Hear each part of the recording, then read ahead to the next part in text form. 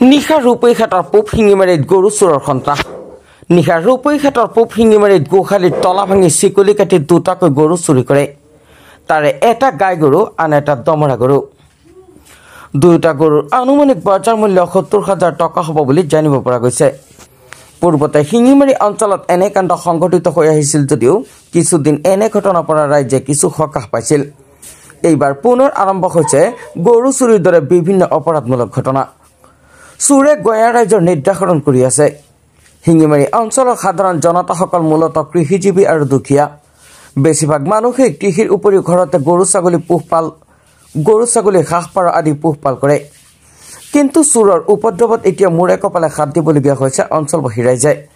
ৰাইজে অসমৰ মুখ্যমন্ত্ৰীৰ লগতে ৰূপৈঘাট আৰক্ষীক কাটৰ আহ্বান জনাই যাতে অতি সোনকালে গৰু চুৰৰ বিৰুদ্ধে কঠোৰ ব্যৱস্থা গ্ৰহণ কৰি দৃষ্টান্তমূলক শাস্তিৰ ব্যৱস্থা কৰে কি আপোনাৰ তলা লগোৱা আছিল না হয় তলা লগোৱা আছিল তো হেৰি জিঞ্জিটো কাটিছে না হয় চিকলিটো কাটি পেলাই লৈ যায় কেইটা গৰু নিছে তিনিটাকে গৰু আছিলে অঁ এজনী গাই আত্মহীয়া গৰ্ভৱতী আছিলে এটা দমৰা আছিলে আৰু এটা আছিলে ৰাতিপুৱা এটা পোৱা গৈছে কিন্তু বাকী দুটা লৈ যায় মানে এটা মানে আপোনাৰ গৰুটো মানে ৰছী কাটি লৈ গৈছিলে কিন্তু চাগে চোৰৰ হাতৰ পৰা কিবা কাৰণে হুলুকি গৈছে হয় সেইকাৰণে তাক চাগে ধৰি লৈ যাব পৰা নাই দুটা লৈ গ'ল না দুটা লৈ গ'ল গাইজনী লৈ গ'ল আত্মহীয়া গৰ্ভৱতী আছিলে ডাঙৰ গাই প্ৰায় 10 লিটাৰ গাখীৰ দিয়ে আৰু হাড়ৰ দমৰা পোৱালি এটা লৈ গৈছে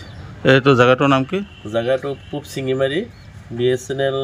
এক্সচেঞ্জৰ ফ্ৰণ্টতে মানে শিঙিমাৰী বজাৰৰ ওচৰতে শিঙিমাৰী বজাৰৰ ওচৰতে আপোনালোকে থানাটো কোনটো পৰিছে থানা ৰূপহীহাট আৰক্ষী বিষয়াক জনাইছেনে আমি এতিয়া তাত তদন্ত জাননী দিবলৈ গৈ আছোঁ আপোনাৰ মাজতে কেইদিনমান বন্ধ আছিলে কেতিয়া আকৌ মানে তেনেকুৱা ঘটনা হ'বলৈ পাইছে না মাজতে আমাৰ এইফালে বহুত মানে এটা সুস্থ পৰিৱেশ শান্ত পৰিৱেশ হৈ আছিলে যেহেতু মুখ্যমন্ত্ৰী ডাঙৰীয়া এটা নিৰ্দেশ দিছিলে যাতে গৰু চুৰ বা এইবিলাকৰ ওপৰত গুৰুত্ব যাতে দিয়ে আৰু সেই মৰ্মে তেতিয়া আমাৰ এইফালেও গৰু কটা বা তেতিয়া মাংস বিচাৰি পোৱা বহুত প্ৰব্লেম হৈ আছিলে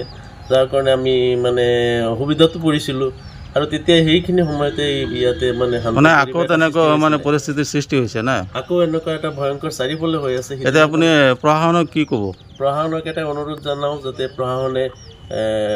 আমাৰ এই গাঁৱৰ সুৰক্ষাৰ কাৰণে যাতে সিহঁতে কিবা